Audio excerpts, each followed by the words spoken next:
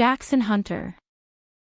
Born to parents Stephanie Hunter and Nathan Liddell, happy and smiley 6-month-old baby Jaxon Hunter lived with his mom but would have time with his dad too. Jaxon was going to a licensed day care provider called Amber's Pals and Playmates, a day care that was run out of a house and was run by Amber and Dan Sweeney. They were also foster parents and in their day care, looked after 6 children, including 6-month-old Jaxon Hunter. On the 30th of October 2018, Jaxon had been at their day care when Amber had gone in to check on Jaxon, who had been sleeping when she had found him bleeding from his head and he was unresponsive. She then called 911, and an ambulance arrived and took him to St. Joseph's Hospital, where doctors chose to airlift him to a larger hospital located in Minnesota. Police started investigating what had happened when doctors told them that there were shoe prints on Jaxon's head. Investigators found that on that day, as Jaxon was sleeping in a room, Amber and the other children and foster kids she cared for had gone outside, and that the last person to go inside was her 10-year-old foster daughter, referred to as AF. Police spoke to AF about what had happened and she told them that she had gone inside and found Jaxon crying, so she had picked him up to calm him down but had dropped him, which made his head hit against a footstool. He began crying harder, so she said she panicked and began stamping on his head and picked him up and put him back in his cot and told him that she was sorry. Detectives looked at the tread on her shoes and the prints left on Jaxon's head and found that they were a match. They looked into AF's background and learned that she had been in foster care for a year and had been taken away from her drug-addicted parents in September 2017 after social services found she was being abused and neglected, and on her social services files, it was noted that she would have intense tantrums, had been physically violent towards her biological parents and her younger brothers, and would often try to run away. She had first been placed in foster care for 7 months, then returned to her parents in April 2018 before she was voluntarily committed to a mental health hospital in August, when she was found to be harming herself and having suicidal thoughts. At the end of August, she was put back into foster care with Amber and Dan Sweeney, the day care providers. Social services then returned her again to her biological parents, but when social services found she had bruises on her arms, then placed her back into foster care with Amber and Dan Sweeney, but AF had mentioned she didn't want to stay with Amber and Dan due to the amount of children staying there. Her biological mother had also attempted to get help for AF's suicidal thoughts but was turned away as agencies said she was too young. AF was soon charged with first-degree intentional homicide as an adult, and when she was taken to court, she was in handcuffs with a restraint around her waist. In court, her bond was set at $50,000, and after this, she was held at the Winnebago Mental Health Institute and was the youngest person in there. A GoFundMe page was created by a friend of their family to raise the money for her bail, but not much money was raised, so the page was taken down. In 2019, her case was transferred to a juvenile court and AF was found not competent to stand trial, but the judge said she could be found competent at a future date before he suspended the trial. The judge then ordered AF to be taken to the Department of Health Services for 1 year, where she would be able to get education and mental health treatment. Jesse Pomeroy. Jesse Pomeroy was the youngest person to be convicted of first-degree murder in the Commonwealth of Massachusetts.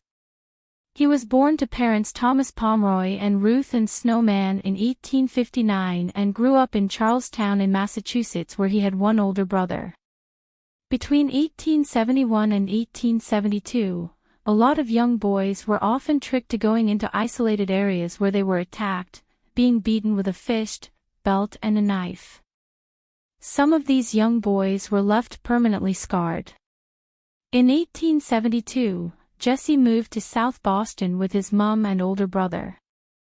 During his childhood, his father would strip him naked outside and beat him with a belt until he was bleeding. Eventually tired of the abuse, Jesse's mom, Ruth, chased their dad out of the house with a knife. Before Jesse was 10 years old, he tore off the heads of his mom's songbirds, killing them. He was also caught torturing his neighbor's cat with a knife. Jesse Pomeroy's first victim was a 4-year-old boy who was found on Boxing Day 1871, hanging by his wrists from a rope to the ceiling of an outhouse. He had been repeatedly hit with a blunt object and had hypothermia. A further 3 boys came forward to say they had also been lured somewhere by a boy who went on to torture them. Police put out a $500 reward for information leading to the boy's identity and arrest. He tortured his other victims by stabbing them with a needle, biting chunks of their skin off their face, stabbing them with a pocket knife and slashing their faces, throats and scalps. One of his victims, Joseph Kennedy, got away. Police took Joseph around the schools in Boston to find the attacker, but as police were coming with Joseph Kennedy, Jesse Pomeroy saw them so hid somewhere, but Joseph Kennedy had seen him and recognized him as his attacker. Jesse Pomeroy was then arrested and spent the night in a police cell. Police then said he would spend the next 100 years in prison if he didn't tell them the truth, so he admitted to his crimes. He was sent to live at the Westboro Boys Reform School until he reached the age of 18, and while there, he showed good behavior. His mother believed that her son had been framed. He was released from there early, after only serving a year and a half. 6 weeks after he was released, he was working in his mother's shop when 10-year-old Katie Curran came in and asked if they sell notebooks. Jesse told her to go downstairs with him to see if they had any, and once they were both down in the cellar, Jesse slashed her throat and stabbed her before hiding her body behind a water closet, and then he went back to work. Jesse was arrested again after the body of a 4-year-old boy was found in a marsh. Whilst he was being held in prison, his mom, Ruth, was forced to sell her shop, which then led to the discovery of 10-year-old Katie Curran's body. In February 1875, he was found guilty of the murder of the 4-year-old boy and was sentenced to die by hanging. This was eventually commuted to life in solitary confinement, where he spent the next 41 years only seeing the faces of the prison guards and his mum until she died. In 1917, he was allowed to join the rest of the prison's population, and in 1932, he died from natural causes at the age of 72. Mary Bell. Born on the 26th of May 1957 in Colbridge, Northumberland to Elizabeth and William Bell, May Bell was neglected as a child, and after giving birth to Mary Bell, her mother screamed, "Take this thing away from me," when hospital staff tried to place baby Mary in her arms. Growing up, her mum would leave her home with her violent alcoholic dad as she would travel to Glasgow for work. Her mum once dropped her from a first-floor window around the age of 3, and another time, Mary was plied with sleeping pills and would often be found with various injuries after being left alone with her mum. She was known to have violent outbursts and mood swings and would strangle and suffocate other children at the school that she went to. One time, she was caught putting sand into a girl's windpipe to stop her breathing. She usually played outside with her 13-year-old neighbor, Norma.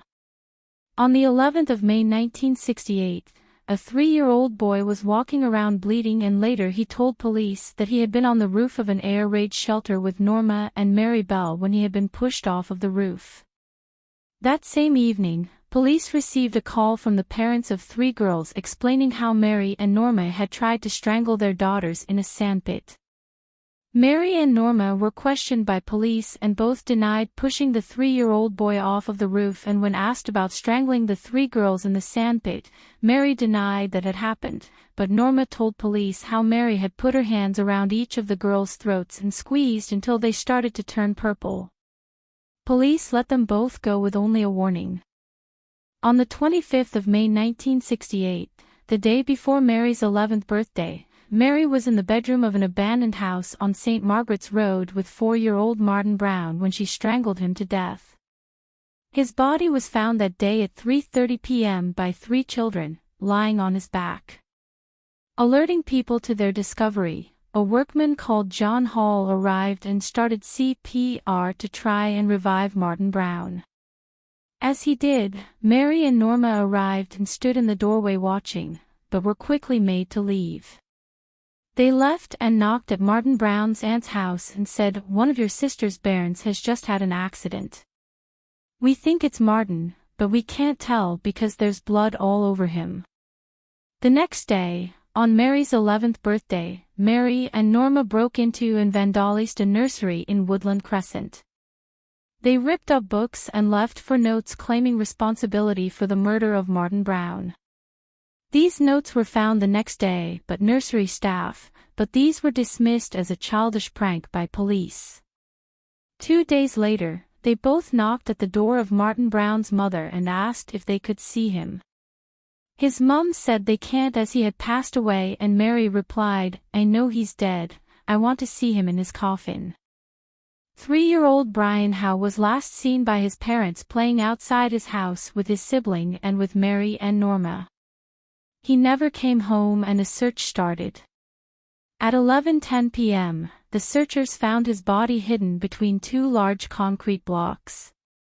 Police noted the bruising and scratches on his neck and found a pair of broken scissors close to his feet. The autopsy concluded he had been strangled, and the coroner found puncture wounds on his legs, and his hair had been cut off and his genitals had been partially mutilated. The coroner concluded that the killer was possibly a child based on the force that had been used. Detectives questioned over 1,200 children, including Mary and Norma. Mary told them how she had seen an 8-year-old boy hitting Brian and that this 8-year-old boy was trying to cut off a cat's tail with a broken pair of scissors. This statement by Mary caught detectives' attention and made them think Mary could be the killer because only the police knew about the broken pair of scissors that had been found at the scene. On the 4th of August, Norma's parents called police to say that Norma wanted to tell them what she knew about Brian Howe's murder. A detective then went to Norma's home to question her. She told him that Mary had taken her to the area and shown her the body and explained how she had strangled him and attacked him. Norma later admitted that she had actually been present at the moment when Mary had killed him and said that Mary had first pushed him over then began strangling him. She told Norma to finish strangling him and Norma said she then ran off, leaving Mary alone with Brian. On the day of Brian Howe's funeral, detectives witnessed Mary standing outside Brian's house watching the coffin be brought out and saw her laughing and rubbing her hands together. That same day, Mary and Norma were charged with his murder. As they were arrested, Norma started crying but Mary said, "That's all right by me." Mary went on to write a statement saying that Norma had killed Brian and then wrote how she and Norma had been the ones to break into the nursery on Woodland Crescent. For psychiatrists concluded that Mary had a psychopathic personality disorder. Their trials began on the 5th of December 1968 for the murders of Martin Brown and Brian Howe and they both pled not guilty. Norma's mother testified that 7 months earlier, her husband had to punch Mary in her shoulder to release her grip when she was found strangling Norma's younger sister. Their trial lasted 9 days and Norma was acquitted of all charges and Mary was cleared of murder but found guilty of manslaughter on the grounds of diminished responsibility. At the age of 11, Mary Bell was given an indefinite sentence and the judge described her as dangerous and that she was a risk to other children. She was later transferred to an open prison in 1976 and in 1977, Mary and another inmate ran away from their open prison together. They then spent the following days in Blackpool with 2 men going to arcades and staying at hotels. Mary was soon arrested a few days later at one of the guys' house and had dyed her hair blonde. She was then taken back into custody and lost her prison privileges for 28 days. She was moved to an open prison in 1979 and began working as a secretary and then as a waitress in York Minster to prepare her for release. She was released in May 1980 at the age of 23 after serving 11 years and was granted anonymity. 4 years later she gave birth to a daughter in 1984. Her daughter didn't know about her mother's childhood until in 1998, at the age of 14 when reporters found them living by the Sussex coast. After their location had been revealed, They both had to be driven to a safe house before they were then relocated to a new location. Mary won a court order to have her anonymity and her daughter's anonymity extended for life, and this was later extended to include her granddaughter, who was born in 2009. Skylar Neese. Skylar Neese was born on the 10th of February 1996 to her parents Mary and Dave Neese and was their only child.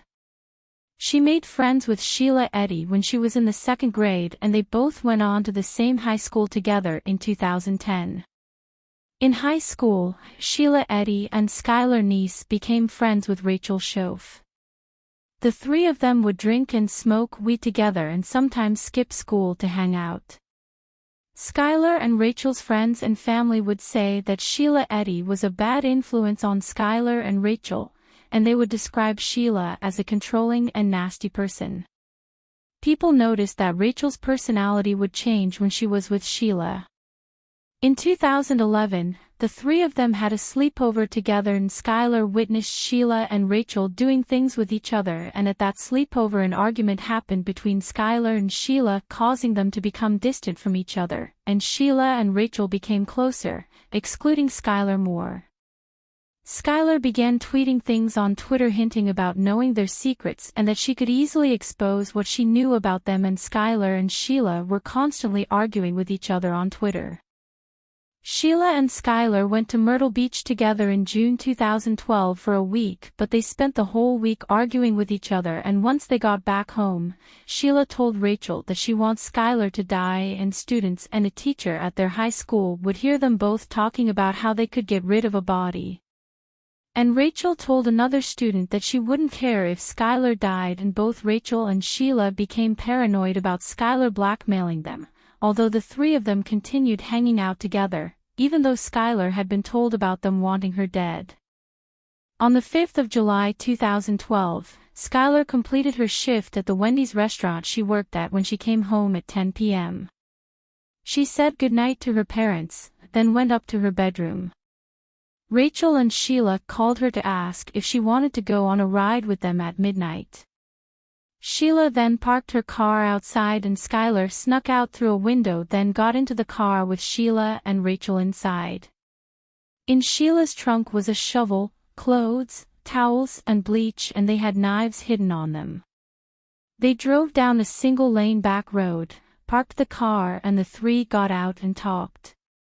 Skylar started walking towards the car to get a lighter, and Rachel and Sheila counted to 3, then began stabbing Skylar.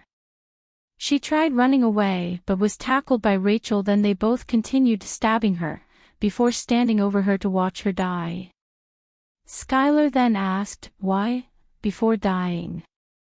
They then hid her body next to a tree, covering her with rocks and tree branches, then washed themselves in nearby water and returned home a few hours later. In the morning, Skylar's parents went to work and thought Skylar would be in bed sleeping.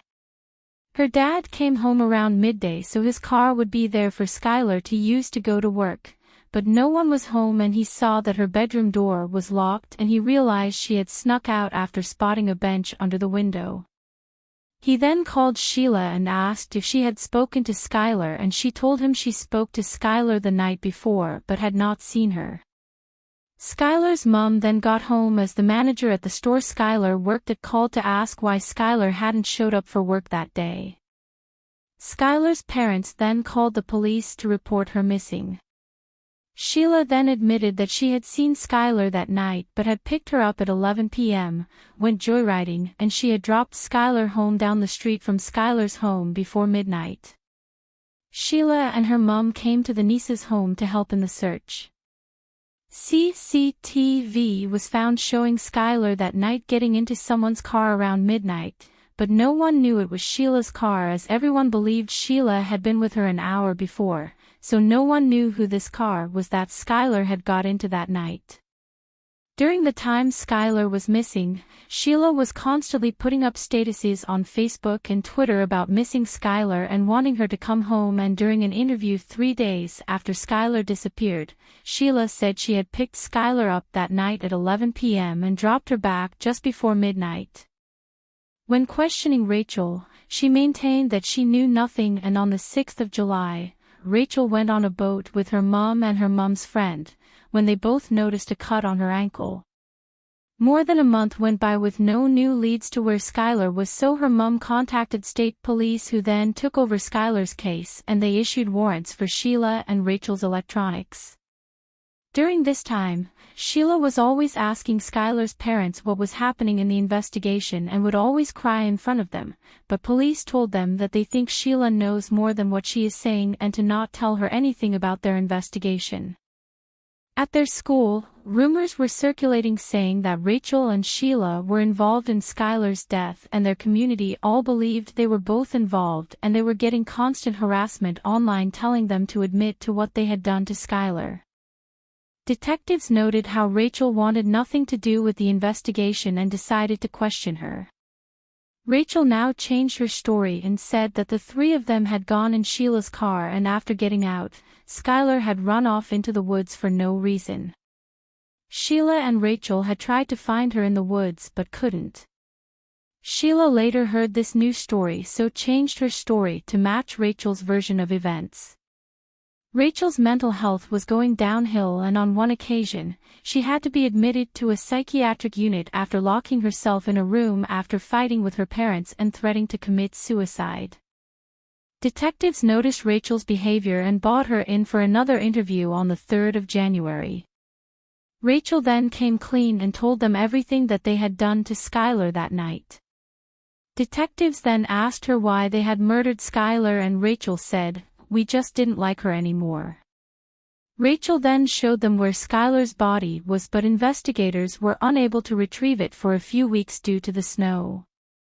Once the body was finally retrieved, it was sent for testing and identification, and by the 13th of March it was announced to the public that the human remains belonged to Skylar Niece. Her autopsy revealed she had died from her 50 stab wounds. Sheila didn't know that Rachel had told the police everything, so investigators bugged Rachel's bedroom and got her to set up a meeting with Sheila to get her to admit to the killing, but Sheila didn't incriminate herself at that time. On the 1st of May, Rachel gave herself up to police.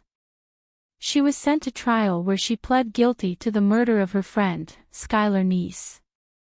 Rachel was given a deal, 20 years in prison, in exchange for her testifying against Sheila Eddy. Rachel was later sentenced to 30 years in prison with the possibility of parole after 10 years. Her latest parole hearing in 2023 was denied. Sheila was eating out with her mom when police swooped in and arrested her. On the 4th of September, Sheila Eddy first pled not guilty but later pled guilty and was sentenced to 15 years to life in prison. Slenderman stabbings. Slenderman was an urban legend that began online. The legend says that Slenderman is a tall figure that has no face, extra long arms, and wears a black suit. Slenderman is said to stalk, kidnap, and murder children unless the child sacrifices another child for him to spare their own life. This story starts with three friends, Peyton Lautner, Morgan Geyser, and Anissa Wire. Peyton Lautner was born on the 13th of February 2002 in Wisconsin to her parents Stacy and Joe Lautner. Peyton had a happy childhood and was always happy and enjoyed life. She became friends with Morgan Geyser at school when she saw Morgan alone at break time and started talking to her. At school, children would stay away from Morgan because she was always telling people horror stories she would read online, from around the age of 9, and this would scare the other children, so she became isolated. After Peyton became her friend, they would constantly be around each other and go to sleepovers where they would be up all night laughing with each other. Morgan didn't have an easy life. Her dad had schizophrenia and was always in and out of hospital. Alone, Morgan would be always online looking up creepy stories and scary pictures. When Morgan would tell Peyton these horror stories, Peyton didn't like them, but she tried not to judge her best friend, so would still listen. After being best friends for a few years, they started high school together, where they met and became friends with Anissa Wire. At first, Anissa would feel jealous of how close Morgan and Peyton were with each other. But soon, Morgan and Anissa became closer and started leaving Peyton out. Anissa and Morgan lived in the same apartment building together, so they would get the same bus to school and home, meaning they spent more time together. They both realized they liked online horror stories too, which Peyton didn't enjoy. As Anissa and Morgan grew closer, they would spend time looking at horror things online, which is when they learned about the Slenderman urban legend. Slenderman was originally started in 2009 when someone posted it on a forum called Something Awful during a competition where people were photoshopping pictures to make the pictures scary, and then everyone was to vote for the best one. So after finding the urban legend online, Morgan and Anissa learned that amongst Slenderman following and murdering children, if you get too close to Slenderman you can get something called Slenderman sickness, giving you symptoms including nightmares, paranoia and nosebleeds. These symptoms will slowly make you crazy until it turns you into a killer yourself. In their next sleepover, Morgan and Anissa were telling Peyton the Slenderman story, which terrified Peyton so badly that she went home and told her mom how scared she was, and her mom had to explain to her that Slenderman was a fictional character and doesn't exist. But all Morgan and Anissa ever spoke about was Slenderman, becoming obsessed with him. Peyton realized that Morgan actually believed Slenderman really existed and didn't understand Slenderman was only an urban legend. Because of their obsession with Slenderman, Morgan and Anissa became closer and would leave out Peyton. For Morgan's 12th birthday, on the 30th of May 2014, she had a sleepover with Anissa and Peyton, and they had all gone out for ice cream and had gone ice skating together before going home for their sleepover. Usually, they would stay awake having fun at their sleepovers, but this time, Morgan wanted to go to sleep straight away, so they all went to sleep as soon as they got home.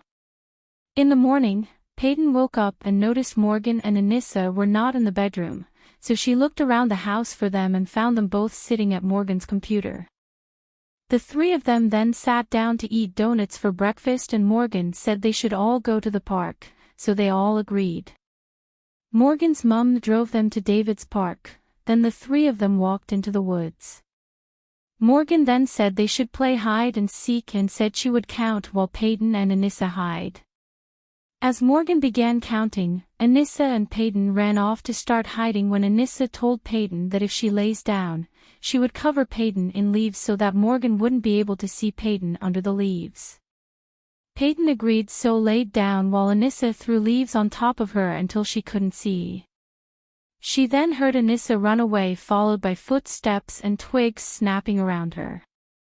All of a sudden, Anissa jumped on top of Peyton and began holding her down. As Peyton is struggling to get up, she sees Morgan reach into her backpack and take out a knife before jumping on top of her. Morgan then whispered, "I'm sorry," before stabbing her 19 times all over her body as Anissa held her down. Anissa and Morgan then stood up and said, "We're going to get you some help," then they ran away. Peyton stood up and staggered out of the woods out into the park where her body gave up and she collapsed to the floor. Just then, a cyclist rode down into the park and she was able to tell him she had just been stabbed. He called her an ambulance and she was taken to hospital. There, she had to undergo emergency surgery for 2 of her 19 stab wounds, after one of the stab wounds had grazed her aorta and the other larger stab wound had stabbed her liver, stomach and diaphragm, causing her internal bleeding. Thankfully, she survived and spent the next 7 days recovering in hospital. During her recovery in hospital, she had tubes helping her to breathe and eat. After they had attacked Peyton, Morgan and Anissa had kept on walking until they were found 5 miles away with blood on their clothes and the bloodied knife in the backpack. They were arrested by police and taken in for questioning. 12-year-old Morgan and 12-year-old Anissa immediately confessed to what they had done, telling police that Peyton had been their sacrifice to Slenderman, and Anissa explained to police how Morgan mentioned one day they should both become Slenderman's proxies, his helpers who kill people for him, and she agreed. Morgan then told Anissa that they need to kill Peyton. They told police they had tried to kill Peyton before but it had never happened, so they had planned to go through with the killing on Morgan's birthday. They had originally planned to wait for Peyton to fall asleep, then hold her down as they tape her mouth shut and slash her throat, but when it came time to follow their plan, they both backed out and changed it to the next morning. Police concluded that Morgan was the main person in charge of their attack and Anissa was just following her orders. Morgan was left alone at one time in her interview and stood up and started dancing, and during one of Morgan's interviews, she told police, "It was weird. I felt no remorse. I thought I would." At the ages of 12, they both went to trial where they were being tried as adults. They had gone through psychiatric evaluations. Morgan was diagnosed with schizophrenia and Anissa was also diagnosed with a mental illness. Both girls pled guilty.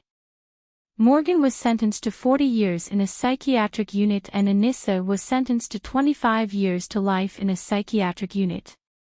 In March 2021, it was determined in court that Anissa was no longer mentally ill, so after serving 3 years and 10 months in a psychiatric unit, Anissa was released.